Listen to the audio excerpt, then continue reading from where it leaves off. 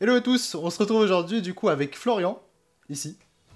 Bienvenue à toi. Ouais, Merci. bienvenue. Merci de m'inviter. T'es le premier invité du podcast. Donc voilà, je pense que voilà, Ouais, ça fait très plaisir de t'avoir avec nous. Ouais, c'est trop Carrément. cool, ouais. De même. J'avoue. Aussi MJ depuis combien de temps maintenant? Depuis à peu près 10 ans, effectivement, j'ai commencé il y a 10 ans avec du Cthulhu. Voilà, le bon bouquin bien sympa. Des petits one-shots. Ouais. Surtout, tu vas pas bien plus loin, mais dans ce genre d'univers. Ah, j'ai fait une campagne quand même. Waouh. Oh, J'ai incroyable, réussi première à faire personne. une campagne Cthulhu de à peu près 8 scénarios.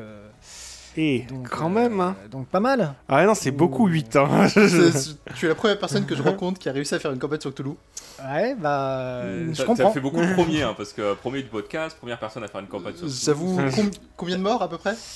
Et bah, pas tant que ça. Je crois qu'il y a eu un mort au final. Mais c'est des joueurs qui avaient fait beaucoup de one-shot et qui connaissaient Ok. bien Ok. les tenants aboutissants. Et puis j'avais créé la campagne pour qu'ils aient une montée en puissance suffisante pour, au moment où il y a besoin de castagne, ils pouvaient Ok. castagner à peu près. Ok. Sans trop de chances de mourir. Ouais, moi, je crois que le maximum que je fais, c'est 2 parties surtout. Mais Moi c'était des one-shots à 3 ou 4 parties grand max, mais c'est déjà là, même en 3-4 parties, C'est- j'avais déjà tué 2-3 personnes. Ok. ouais, moi, en général, c'est des one-shots. Et puis il y a quasiment tout le monde qui meurt à chaque fois. Mais, Ah oui, oui. mais quand on réfléchit différemment pour une campagne, Ouais, ça évidemment. se- Ouais. Évidemment, évidemment. il y a des petits tricks. Du coup, t'as commencé par du Cthulhu, t'as enchaîné avec... Alors juste pour mettre tous les auditeurs un peu sur le même niveau, parce que peut-être qu'il y en a qui savent pas exactement ce que c'est. Est-ce qu'on peut vous expliquer un peu ce que c'est que Cthulhu? Hello, je t'interromps 2 secondes pour te dire que si toi aussi tu as envie de devenir maître du jeu ou de progresser en tant que maître du jeu, on a créé un starter pack contenant 3 vidéos, c'est gratuit et le lien est en dessous de cette vidéo. Oui, c'est Cthulhu, vrai. ouais, c'est un univers qui est issu du mythe de Cthulhu qui a été écrit par Lovecraft, qui est un auteur fin 19e, début 20e. Qui est un auteur un peu controversé parce qu'il était très xénophobe, Ouais. on va dire, mais à défaut d'autre chose, ça lui a donné un imaginaire très prolifique. Et du coup, le pitch, c'est que il y a des entités qui vivent parmi nous. Et les humains subissent un petit peu ces entités qui les contrôlent, qui leur imposent leur volonté, qui les manipulent. Typiquement, le mythe des reptiliens qui gouvernent le monde, ça vient de là. Ok. Donc il y a plein de choses dans la pop culture actuelle qui viennent de ce truc-là. Et donc on joue principalement des humains enquêteurs. Il n'y a pas tellement de combats puisque souvent on se bat contre des créatures qui ne sont pas à notre portée, C'est ça. Ouais, qui sont beaucoup plus qui sont puissantes que beaucoup toi, plus et puissantes. tout, Et nous on est un humain, on leur tire dessus, ça fait rien. Et eux Ouais, ils je peuvent vois. nous arracher la tête d'un coup. Donc, ça. C'est beaucoup d'attaques mentales, Ouais. beaucoup de choses Voilà. comme ça. L'univers est très sombre et c'est genre un peu une damnation. On est condamné, en fait. C'est C'est un peu pas. Voilà, c'est ça. Faut partir du principe que t'es condamné Voilà, et que au mieux tu survis, mais si tu survis, c'est parce que t'es fou. c'est ça. Mm. Donc d'où le côté un peu meurtrier Ouais, ouais, je vois. des Oui. scénarios Voilà. Cthulhu. C'est très horreur. Donc, C'est voilà, l'horreur de base, quoi. C'est de l'horreur, de l'indicible. C'est vraiment ce truc-là avec des créatures qu'on peut même pas décrire tant elles sont affreuses. Ouais. Donc ça permet aussi de pas mal jouer avec l'imaginaire des joueurs. Sur l'immersion, sur l'immersion, sur sur l'ambiance sonore. le Moi, côté je- effectivement très... ouais, on peut faire des ambiances très flippantes. Ouais, ça. Si vous connaissez pas, il y a peut-être un truc qui s'en rapproche de la littérature française, c'est les nouvelles de Maupassant. Certaines nouvelles de Maupassant sont aussi très horreur, où on ne sait pas exactement ce qui se passe, et ça se finit souvent assez mal, quoi, pour le coup. Si jamais. Et tu peux l'appliquer du coup dans n'importe quelle époque. Ah oui, complètement. Ouais. Du coup, Si l'on le me standard, structure là-dessus, c'est à peu près prohibition, années 30. Ouais. Euh, Ok. en tout cas, le bouquin le présente là, mais effectivement, ça peut être appliqué époque moderne, médiévale. Ouais. j'ai fait des scénarios médiévaux. cool. Ouais. Cthulhu, c'était un peu marrant. Moi, je l'ai beaucoup fait dans les années 1850, des choses comme ça, avec un peu tiré Jack l'Éventreur, Sherlock Holmes, tout ça. Ouais. Dans ces époques-là, c'est Ouais, aussi ça, très c'est apprécié. Ouais. Bah, tout ce qui est, ouais, ces époques-là, elles s'y prêtent bien parce que t'as encore le côté, je pense, un peu. On n'a pas autant accès aux renseignements qu'avant. Du coup, t'as un côté très. Dès que tu veux te renseigner sur quelque chose, ça devient un peu une. Ça devient complexe, en fait. Ouais. Il faut que tu ailles faire des recherches et tout. D'où tu te déplaces, C'est faut ça. faire des C'est choses ça. de- De toute Faut façon, que tu parles aux gens. tout ce qui est côté enquête, c'est plus intéressant dans des univers plus anciens. C'est-à-dire que maintenant, les enquêtes dans un univers contemporain, bah, tu vas sur Internet, tu fais ta recherche et puis tu trouves des trucs. tu trouves Ouais, vite je vois. des trucs. Moi, Moi, j'avoue que j'ai j'en fais souvent. Je joue beaucoup sur un univers sci-fi. Enfin, Ouais. assez proche finalement de nous. On est genre presque en 2100. Mhm. Donc c'est pas très loin. Mais non, je trouve qu'on peut quand même faire pas mal d'enquêtes. Ok, C'est juste ok. qu'il faut les penser un peu différemment. Ouais. Tu peux en fait, moi ce que je fais beaucoup, c'est que je les mets dans un explorateur de fichiers et je crée Mhm. des faux mails, des faux indices, des fausses choses comme ça. Ok. Enfin, il y a pas mal d'éléments qu'on peut faire de cette façon, quoi. Là, c'est vrai qu'avec Toulouse, tu peux aussi arriver. En tout cas, moi, j'ai des expériences où on a dû écrire, enfin, mes joueurs ont dû écrire des lettres, les envoyer par Ah, la c'est poste, marrant. les choses comme ça pour qu'ils puissent les recevoir et tout. Ça prend un peu plus de temps sur les enquêtes. Et du coup, Mm. ça permet en fait, pendant que tu as une réponse, pendant que tu attends une réponse, du coup, d'enchaîner avec une autre sous-intrigue ou développer un peu plus l'enquête d'un autre angle, aller voir des chercheurs, des choses comme ça. Et du coup, t'as démarré par ça. Ouais. C'était difficile de te lancer là-dessus. T'as procédé comment au début? T'avais quel âge? J'avais 20 ans et en gros ça faisait déjà des années que j'étais très geek, jeux vidéo, jeux de société, tout ça. Et assez peu jeux de rôle parce que j'y avais peu été confronté. Mais c'est vrai que là j'avais vu 2-3 vidéos sur internet, machin, puis c'est des univers qui m'ont tout de suite parlé, donc je me suis intéressé. Et on m'a conseillé du coup Cthulhu, donc c'est pour ça que j'ai commencé par ça. Et en parallèle, j'ai été joueur dans un groupe qui se réunissait déjà depuis à peu près 10 ou 12 ans, tous les Ah oui. vendredis. Ok. Donc avec un MJ déjà très, très compétent et vraiment ultra intéressant et qui crée du coup ses univers, ses systèmes, tout ça. Et du coup, rapidement, donc, les Cthulhu, j'ai commencé avec mes potes d'école. J'ai fait les scénars du bouquin. J'ai commencé à faire 2-3 scénars aussi, moi, pour m'amuser. Puis, rapidement, je me suis rendu compte que je préférais quand même bien ce que je faisais en tant que joueur, les campagnes custom.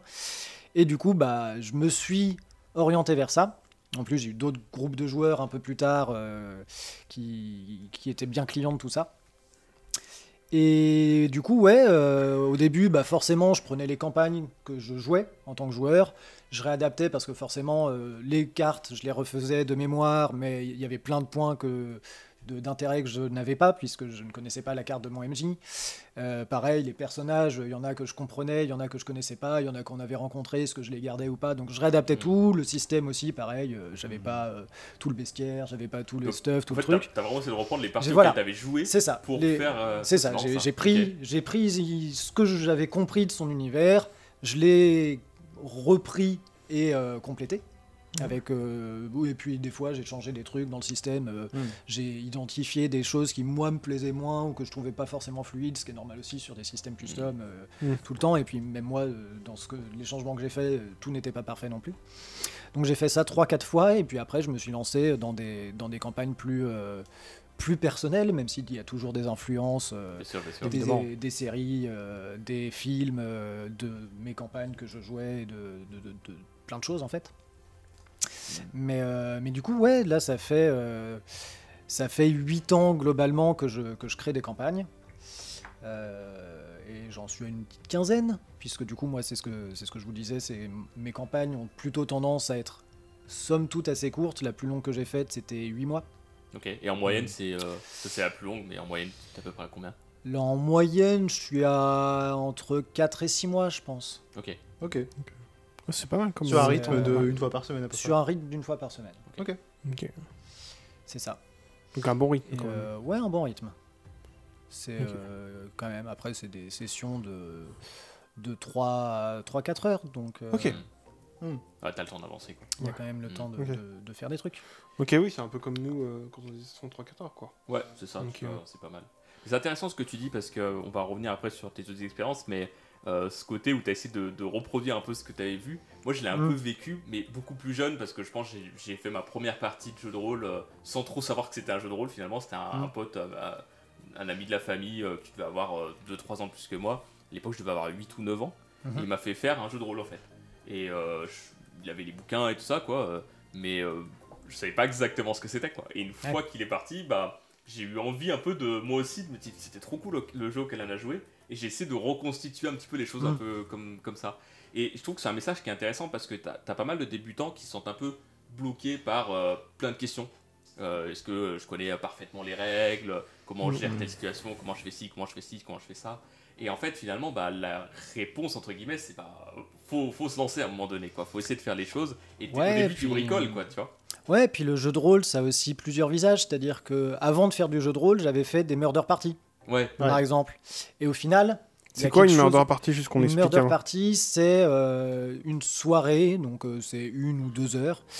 T'attribues un rôle à chacun, et il y a une enquête.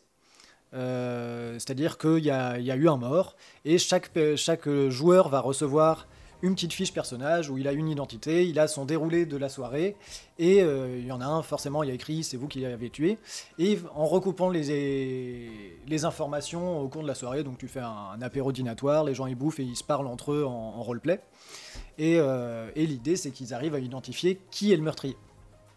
En recoupant les informations, en essayant de voir, des fois tu as des éléments de jeu, des indices que tu peux disséminer. C'est une sorte de Cluedo, mais version jeu de rôle. C'est un Cluedo version jeu de rôle. Et du coup, c'est clairement un jeu de rôle, mais très différent, puisque là, il n'y a pas de fiche de personnage, il n'y a pas de caractéristiques, il n'y a pas de jet de dés, c'est vraiment juste des interactions sociales. Mais du coup, ouais, c'est aussi un jeu de rôle. Le loup-garou, finalement, c'est un jeu de rôle aussi, quelque part. Enfin, il y a plein de portes d'entrée au jeu de rôle, c'est ça que je voulais dire.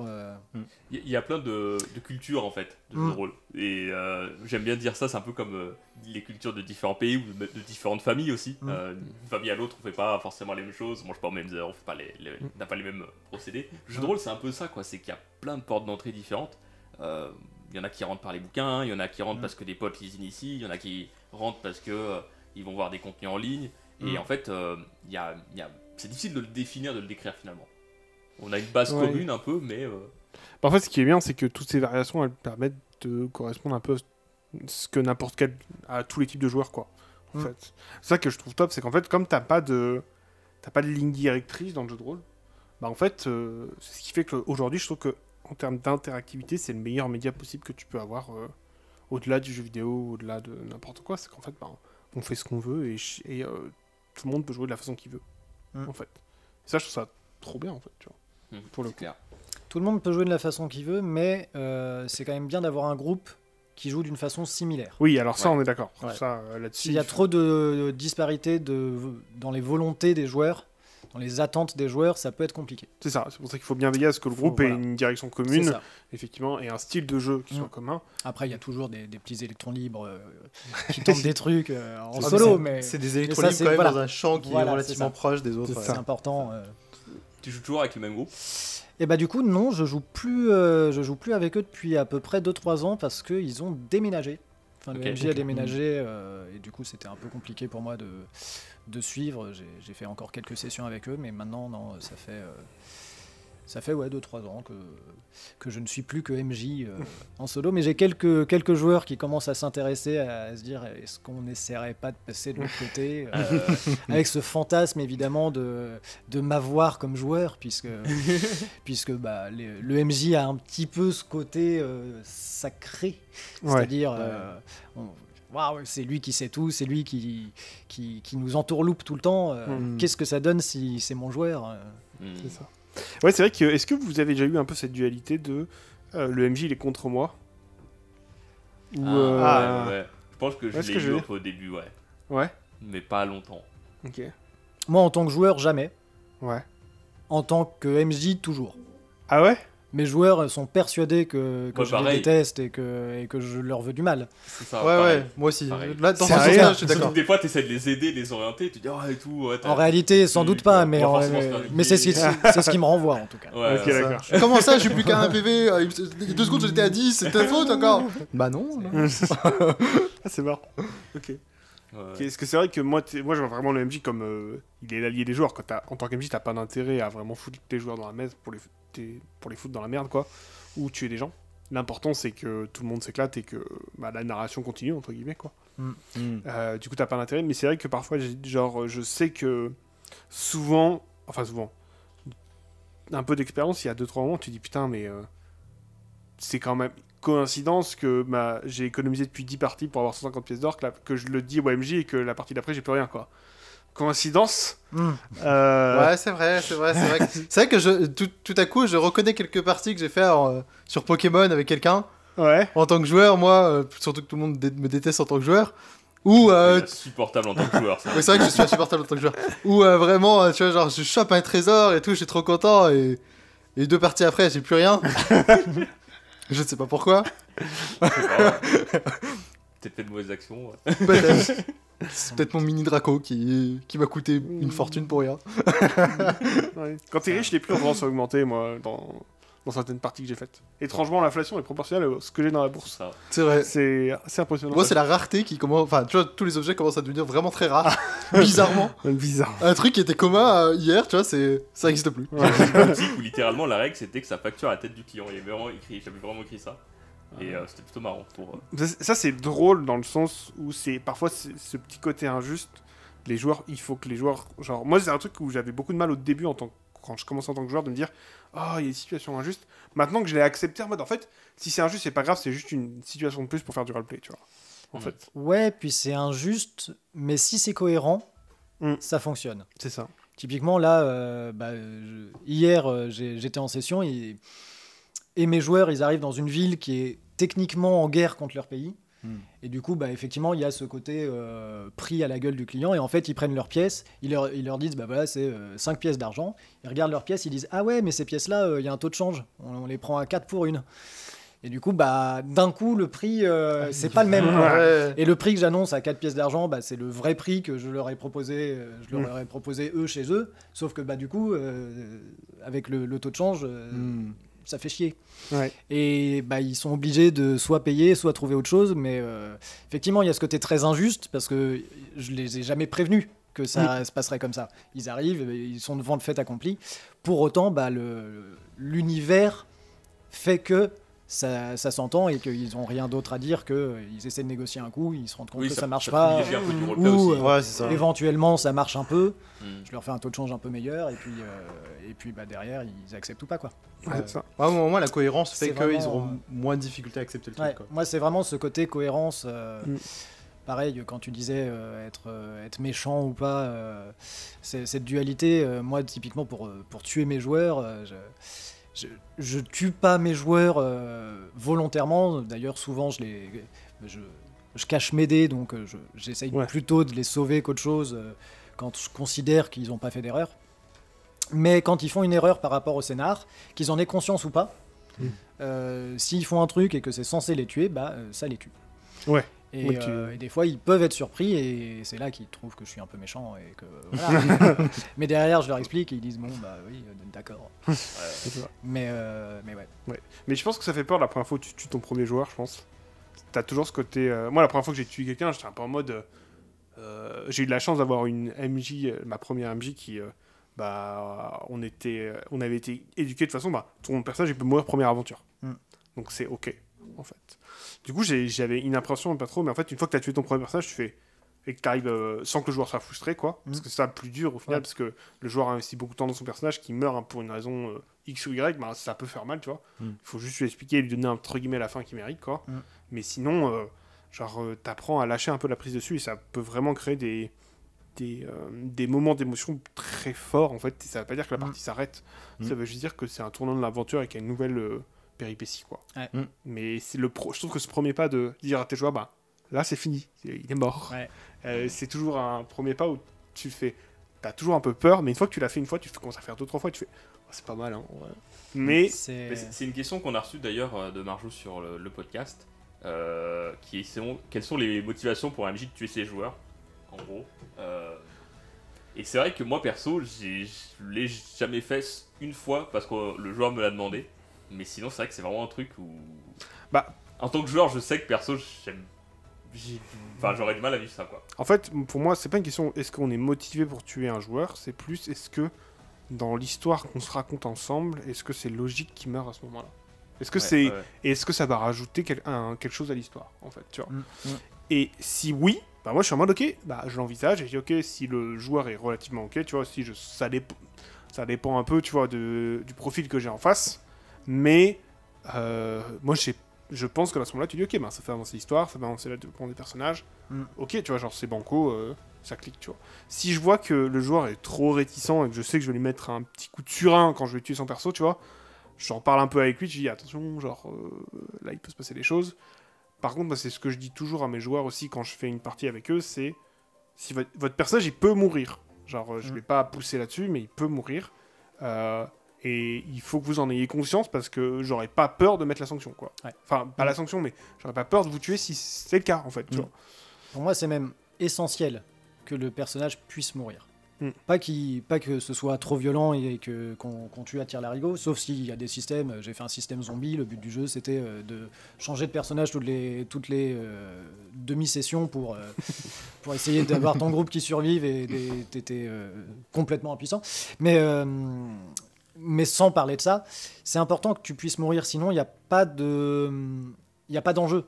Ouais. Pas de saveur à la vie. C'est-à-dire typiquement s'il y a des combats, et si t'as pas l'impression que ton personnage peut mourir, bah en fait c'est vrai qu'il y a moins de saveur. La stratégie, le truc, tu t'en fiches un peu.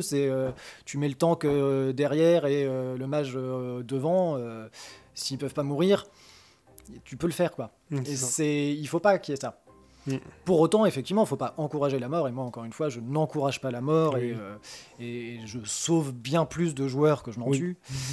Ouais, ça, je pense que c'est un truc qui est pas... Surtout qu'il y en a qui tentent des trucs un petit peu osés, mais ça me fait rire, alors je dis allons-y.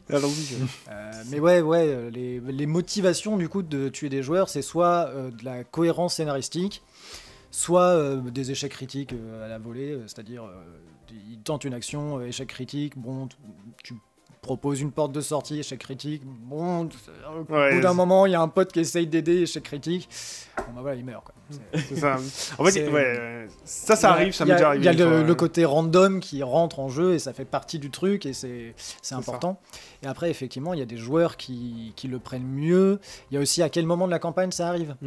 Typiquement, si tu as conscience que dans la prochaine session, c'est la fin de la campagne avec l'explosion finale, le boss ou que sais-je, le tuer à ce moment-là, c'est frustrant. Ouais. Parce que qu'est-ce qu'il va faire Et il y a aussi un dernier truc, c'est la place du joueur dans le groupe. Parce que typiquement, si c'est un groupe qui est... j'ai déjà eu le cas d'un groupe qui était très combat à distance, soit des mages, soit autre chose, et avec un tank. Un guerrier tank, il était là, il prenait les baffes, machin. Au bout d'un moment, ce personnage-là meurt. Quand il refait un personnage, il n'a pas tellement de choix. Et ça, c'est un peu dommage, parce que du coup, il est un peu obligé de refaire le même personnage. Et du coup, sa mort a moins d'intérêt encore par rapport à la dynamique de groupe. Ah oui, ok, donc, j'ai jamais eu ce problème. Ça, faut faire gaffe quand il y a un rôle qui est trop spécifique. Après, tu peux toujours réadapter le groupe, la dynamique. Si du coup il n'y a plus que des distances, bon t'évites les combats ou tu les prends différemment. Mais en général, il faut quand même faire gaffe à ça. Je trouve, en tout cas, j'ai tendance à faire gaffe à ça. Ouais. Moi, c'est vrai que j'ai jamais eu ce problème de, on va dire, de vraiment stratégique pour le groupe, quoi, quand un personnage meurt. Mais effectivement, je vois le problème parce que j'ai eu pas mal de... Parfois, on crée des groupes et on se rend compte, après 2-3 sessions, qu'il y a un déséquilibre dans le groupe. Du coup, ce qui fait que, notamment, j'avais un groupe où j'avais des personnages très diplomatie. Et en fait, on a fait beaucoup d'aventures. Ouais. Du coup, en fait, t'as tout qui se repose sur une ou deux personnes. Et les autres font pas... Genre, les autres regardent pendant ce temps-là que les combats finissent, quoi, tu vois. Donc, cette dynamique de groupe, elle est importante. Mais je pense que ça peut être un sujet hyper... On va dégringoler dans la profondeur du sujet, je pense. Moi, j'ai eu cette situation, du coup, du rôle clé qui meurt. Sur la fin de ma campagne, c'était le dernier combat. Genre, littéralement, on finissait la campagne à ce moment-là. Je pensais que la campagne allait se dérouler dans le sens des joueurs, qu'ils allaient gagner, qu'ils allaient renverser le pouvoir. En fait, ça m'a permis de faire une transition de campagne très bien, grâce à ça. Parce qu'en fait, j'ai fait un wipe. Donc un wipe, pour dire pour tout le monde, c'est tout mon groupe qui est mort. Genre, entièrement. Mais en fait, moi, j'ai un système où, normalement, une mort, c'est pas définitif. Genre, c'est des démons, des anges. S'ils meurent, ils repartent au paradis ou en enfer. Et ils peuvent reposséder un humain. Et voilà, ils peuvent repartir. Donc, techniquement, ils meurent pas. Sauf qu'en fait, en face, ils avaient des techniques pour littéralement tuer les âmes. Ils le savaient depuis le début du combat. Le tank est mort. Ça a wipe la team entière. Je ne pouvais plus rien faire. En fait, c'est à ce moment-là que je me suis rendu compte que justement le rôle clé, c'était vraiment une très mauvaise idée. Mais en même temps, tu vois, moi ça m'a permis d'être. Enfin, moi j'étais content parce qu'en fait, ça m'a permis de faire une très grosse transition sur un deuxième scénario que j'ai fait après avec eux, sur la continuité de cet univers-là. Et ça te c'est permet déroulé 20 ans d'expérimenter plus pas mal tard, de quoi. choses, en fait, c'est ça aussi Ouais, l'intérêt. c'est ça. Mais ça fait bizarre Même quand en même. tant que joueur aussi. Enfin, je vous dis vraiment l'ambiance dans le groupe quand même. Alors, autant ils étaient très contents de l'histoire et de la façon dont ça s'était fini. Pour eux, c'était très bien. Genre, si ça s'est fini comme ça, c'était parfait. Parce que j'ai quand même réussi à leur expliquer comment ça s'était fini, les conséquences de ce qu'ils avaient fait, enfin, de leur échec, quoi, du coup. Mais où le wipe était bizarre, hein. Parce que t'as le tank qui meurt, et juste après, en fait, ils se font. Enfin, j'avais pas prévu qu'ils meurent à ce moment-là. Il a fait une série d'échecs critiques, je crois, 5D d'affilée. Je pouvais plus rien faire, en fait. Au bout d'un moment, j'étais en mode, bon, bah, tu meurs, quoi. Ouais. Y a rien à faire, tu vas mourir, c'est sûr et certain. Et juste après, en fait, ils se font encerclés par tout le monde, ils se font tous butés, les uns après les autres. Mais ce qui est cool, c'est que du coup, ça m'a permis de faire une bonne transition. Il y a une de mes joueuses, du coup, Aurel, qui est passée, qui s'est réincarnée en arme. Aucun sens pour ça, mais c'est réincarné en âme, genre c'est un petit cristal maintenant qu'il met dans une arme. Donc son ancien personnage lui appartient dans son nouveau personnage maintenant, qui est en âme dans une arme. Et en fait, ouais, c'est assez cool. Moi, ça m'a pas trop dérangé. Les joueurs, ils étaient plutôt contents. Même un wipe, ça a quand même été. Mais en fait, en fait, ce que j'aime là, c'est que c'est un super exemple de la mort, c'est pas quelque chose de mauvais, en fait. Non. En fait. Et ça, c'est un super exemple parce qu'en fait, ils ont gagné, qu'est-ce qui s'est passé? Bah, t'arrêtes la campagne, l'univers, il a été sauvé. Là, t'as un super événement qui peut dire, bah, du coup, l'univers, il a été bouleversé parce que les joueurs ont raté quelque chose. En fait. Et c'est l'occasion de repartir sur une nouvelle base pour créer une nouvelle péripétie, une nouvelle aventure, en fait. Tu vois. Et c'est ça que je trouve assez incroyable. En plus, tu peux placer, comme tu as fait, tu vois, des easter eggs avec ta joueuse qui se réincarne en arme. En fait, c'est à côté de dire, ok, en fait, regardez, les actions de vos anciens persos, ils ont changé des parties de ce monde.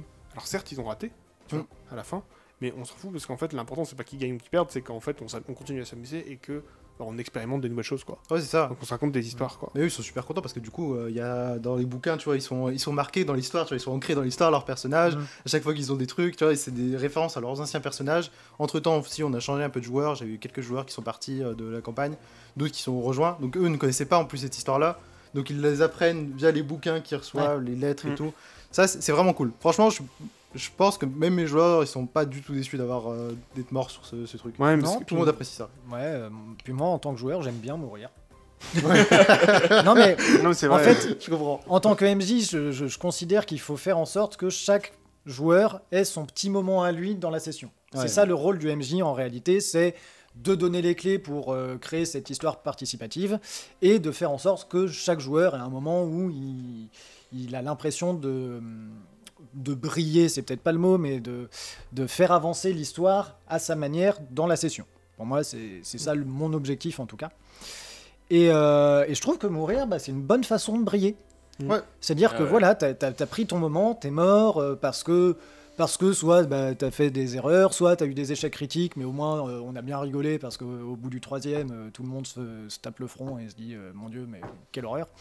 Soit soit parce que t'as fait des bonnes actions, mais t'as sauvé le groupe en te sacrifiant. Enfin, je trouve que la mort a toujours un côté un peu unique. Et moi, je sais que mes morts en tant que joueur, je les ai toutes bien vécues. Parce que je trouve que, au contraire, c'est... Ouais, voilà, mon personnage, il est mort comme ci, comme ça, mais voilà, quoi. C'est des personnages dont je me souviens bien. Sens à la mort, entre guillemets. Ouais, c'est... dans le sens où, oui, derrière, t'es obligé d'en refaire un, tu repars avec d'autres choses, mais déjà, en plus, ça permet d'explorer d'autres choses dans le système, si jamais il y a d'autres choses qui peuvent t'intéresser, mais ouais, ce rapport à la mort est pas que négatif, effectivement. Ouais, mais c'est pour ça que je dis, t'en tues un, t'en tues deux, puis après t'en tues 3, 4, 5, 6, quoi. Parce qu'en fait, c'est pas qu'on aime, et tu casses une barrière, c'est qu'en fait, tu te rends compte que c'est un super élément narratif. En fait, la mort. Et du coup, du moment que t'arrives à bien... dès que tu comprends comment bien utiliser et le mettre au bon moment, en fait, c'est juste hyper bien pour ta session de rôle, ton scénario, ta campagne. C'est des moments clés hyper forts, quoi. Est-ce que du coup, dans ta vie de MJ, t'as eu des petites expériences qui t'ont marqué, que des joueurs ont fait, que toi tu as fait peut-être? Ouais, alors il y a une expérience principalement. J'avais fait une campagne bien léchée, c'est-à-dire toute une carte, toutes les plein de races avec un système de magie différent pour chaque race, 2 quêtes principales dont une qui pouvait être facilement transférée en quête secondaire à partir du moment où l'autre était choisi, plein de quêtes secondaires de partout. J'avais bien réfléchi, j'avais préparé tous mes trucs, j'avais écrit pas mal de choses. Et mes joueurs, ils arrivent dans cet univers, ils font une session ou deux, et puis ils disent oh, nous intéresse pas. Non, nous, première session, on a aidé un village, on a la côte là-bas, bah, on va y retourner, et puis on va faire des McDo. What? Sachant que c'était un univers plutôt empire romain. Et du coup, eux, ils ont passé leur truc à chaque fois à développer l'économie de ce village. Des champs de patates, des champs de tomates, voilà, Ah ouais. pour faire des McDo. Et ils ont chié sur tout mon univers. Donc de temps en temps, ils faisaient une petite quête secondaire pour se faire bien voir, pour avoir le droit de construire une route ou machin. Mais vraiment, régulièrement, il y a des gens qui venaient manger dans leur McDo et qui leur disaient ouais, il se passe des trucs quand même. Non, mais c'est très bien, mais revenez manger demain et puis vous nous en reparlerez. Vous savez, nous, on Et, est là pour mais c'est faire manger, incroyable. hein. Ils ont Et fait- du coup, c'est la seule campagne que je n'ai pas finie, Ok.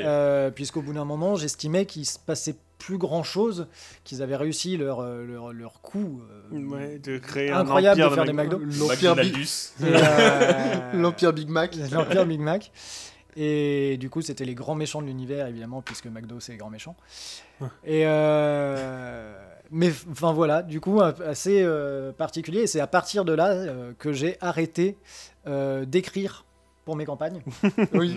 Du T'as coup, calme, maintenant, j'ai juste mes grands axes avec, effectivement, je prévois toujours des quêtes principales en me disant ils en prendront une et puis le reste, je vais les rétrograder pour en faire des quêtes secondaires.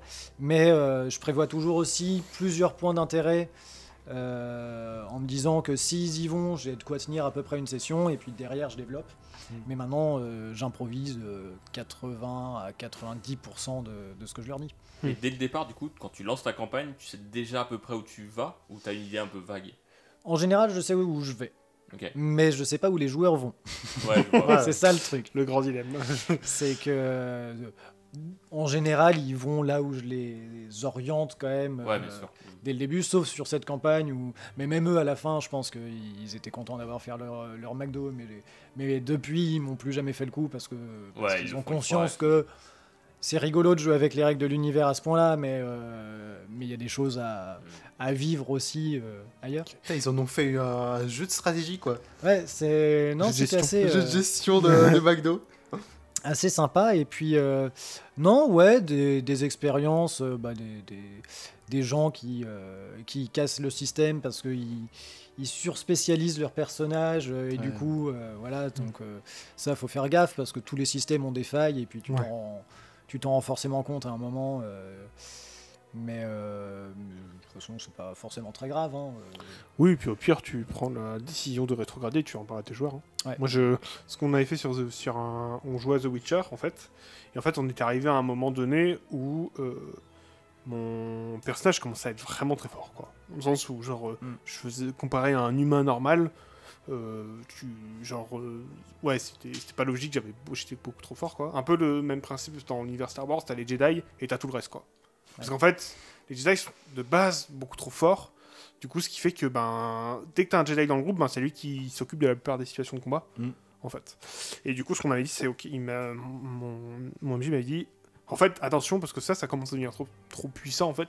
Moi, je peux même plus créer des monstres, donc je suis obligé de surélever mes monstres. Mais du coup, je one shot tes potes. Donc en fait, il va falloir qu'on trouve un terrain d'entente, tu vois.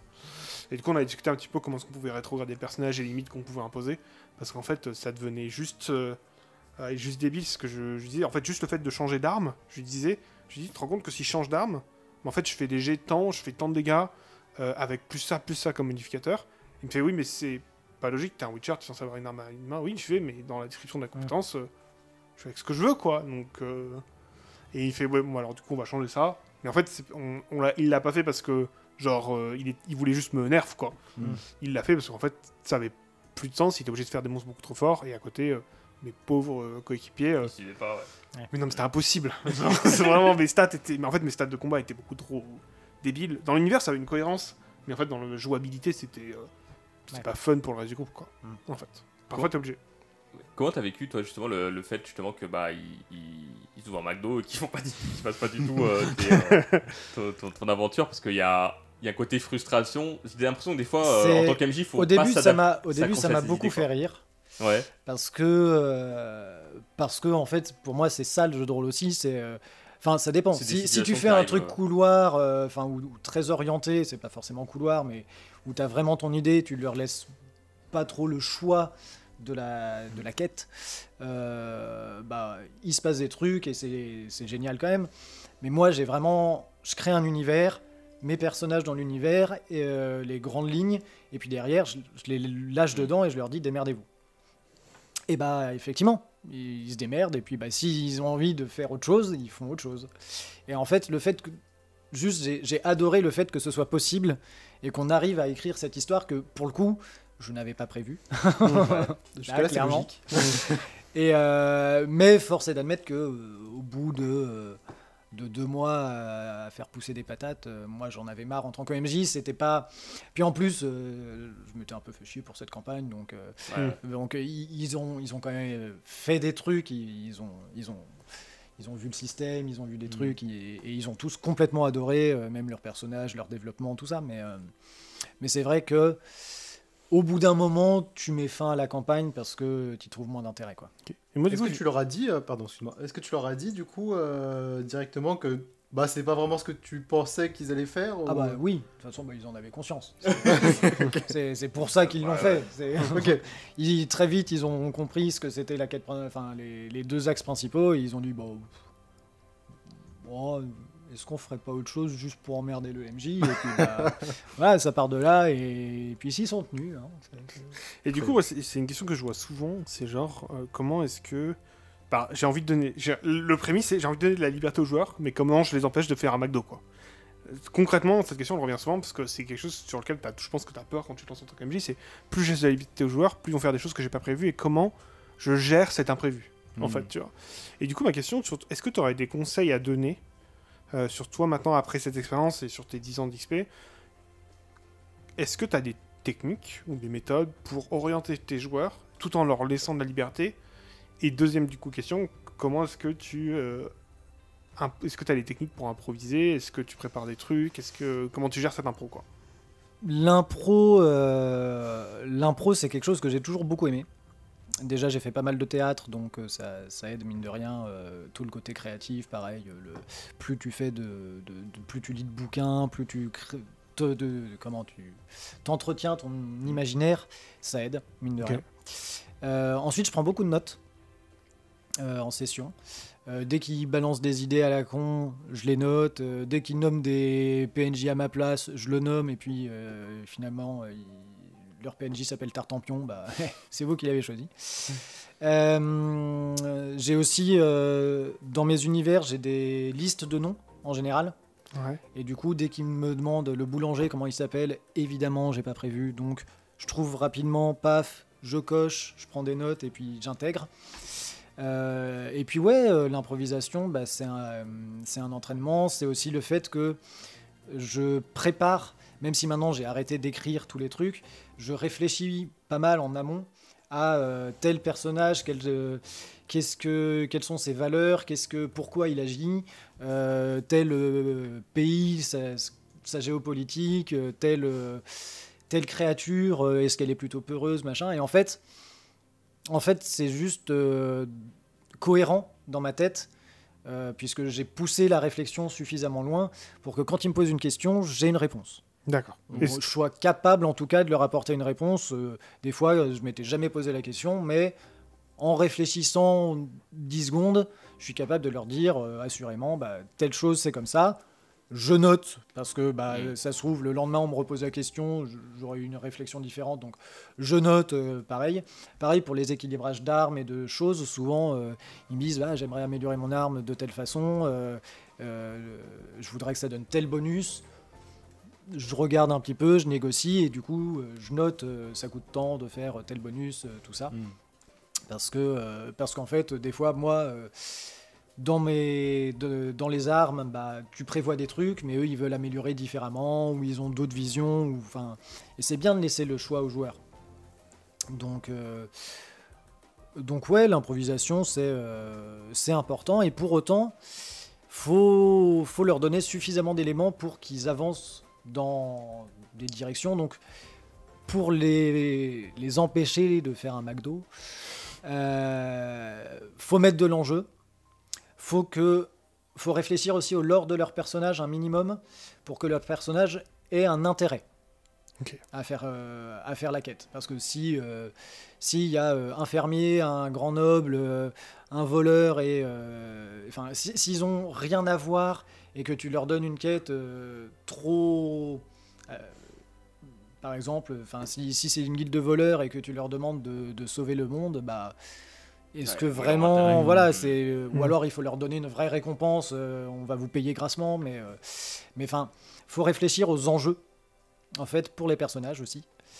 Et puis après, bah, tu peux pas les empêcher. Tu peux toujours les empêcher en les sanctionnant. Typiquement, j'aurais pu raser le village dans lequel ils avaient le McDo, les attaquer vraiment, mais encore une fois, j'ai ce souci de cohérence qui est une vision très personnelle du jeu de rôle, qui est tout à fait discutable, mais qui fait que personne n'avait envie de raser ce village parce que c'était un village où juste ils avaient un resto et que tout le monde s'en foutait en fait. Donc je l'ai pas attaqué et puis ils ont fait leur truc et c'est bien aussi de leur permettre de pouvoir faire ça. C'est sanctionnable, il y a plein de façons de les en empêcher si on veut. Moi dans ma conception, sur cette campagne-là en tout cas, je les ai laissés faire. Et je sais que maintenant si je les vois... trop rejouer à faire les malins, je les sanctionnerais sans doute. Mais parce que l'avantage, c'est que nous sommes des dieux tout-puissants en tant que MJ et qu'est-ce qu'on veut et que j'avais pas prévu, mais finalement, il va se passer un petit truc par là-bas. Une tornade passe pile sur le village. Et puis je vous assure que c'est très cohérent avec le scénar. De toute façon, c'est moi qui l'ai fait. Donc voilà, si je vous dis que ça se passe comme ça, ça se passe comme ça. Mais ouais, après, est-ce que tu as envie d'empêcher de faire des trucs Moi, je dis quasiment jamais non à un joueur. Ok. Là, je suis dans une campagne où c'est eux qui créent leurs sorts. Ils ont des composantes qui leur permettent de créer des sorts. Donc, il y a une composante sur la lumière, la chaleur, les esprits, un peu plein de trucs. Et puis, ils créent leurs sorts et ils me disent, je voudrais faire un sort qui me permettent de parler dans la tête des gens, et puis je leur dis ok, oui, à telle condition, ça coûte tant, machin. Mais j'ai tendance à toujours dire oui aux idées des joueurs, parce que je considère qu'ils écrivent l'histoire autant que moi. Mais c'est effectivement pas simple à faire. Faut maîtriser son univers, faut être à l'aise, c'est pas forcément par ça qu'il faut commencer, clairement. Ok. Moi, c'est vrai que j'ai toujours donné un petit peu un cadre de départ en mode les joueurs créent leur personnage, mais leur dit là vous allez, par exemple, vous êtes enrôlés tous dans l'armée, donc c'est votre point commun et c'est pour ça que vous allez faire équipe. Ouais. Ou alors dans l'autre roleplay que je fais, c'est vous êtes connus à l'école et vous allez monter une boîte de cybersécurité, en gros, parce qu'ils sont dans ce milieu-là. Et en gros, je leur dis, après, vous faites ce que vous voulez sur vos personnages, mais du coup, il y a un peu ce cadre commun qui dit, ok, qu'est-ce qu'on va créer ensemble et quelle est la raison pour laquelle on est ensemble. Oui, ça, c'est une très bonne... de toute façon, ouais, c'est le lancement de la campagne c'est clé, en fait. Est très important, puisque, cadrer, voilà. En fait, ce que tu vas faire. Et d'ailleurs, la première session de la campagne, souvent, c'est un couloir, pour le coup. C'est, tu les amènes à une situation qui lance la campagne. Et en réalité, pour le coup, ils ont assez peu de choix sur ce qu'ils font sur la première session. Ce qui, souvent, est très simple à accepter pour un joueur, puisqu'il ne connaît pas son personnage, donc ça lui va bien d'avoir ce côté un peu... même au début, des joueurs qui se connaissent un peu. Le côté un peu tuto pour éprouver le système. Sur la première session, les joueurs sont assez peu aventureux. Tu leur mets des situations, ils disent ok, je vais voir ce que mon personnage donne dans cette situation, et puis voilà, ça permet effectivement de structurer le groupe. C'est un peu la blague des Elder Scrolls. Chaque fois en tout cas j'ai l'impression, je connais pas tous les Elder Scrolls, mais à chaque fois qu'on commence un Elder Scroll, on commence toujours dans une prison. Et juste t'as le but de s'échapper de cette prison. Et après, t'as un monde ouvert, tu vois, devant toi. Mais vraiment, c'est le couloir de la prison où tu es toujours foutu dans une prison Morrowind, t'es toujours foutu dans une prison Skyrim, t'es foutu dans une prison. C'est ridicule, quoi. Mais c'est super drôle. Moi, je trouve ça bien. Non, mais c'est un bon moyen de débuter. Du coup, déjà, merci pour les techniques, parce que ça, je sais que c'est des questions qui reviennent souvent, le côté comment j'improvise, mais tout en laissant un peu de liberté à mes joueurs, tu vois, comment est-ce que je cadre les trucs. Et si, du coup, vous avez encore des questions, peut-être un peu plus précises, n'hésitez pas à le dire en commentaire, et on y répondra, du coup.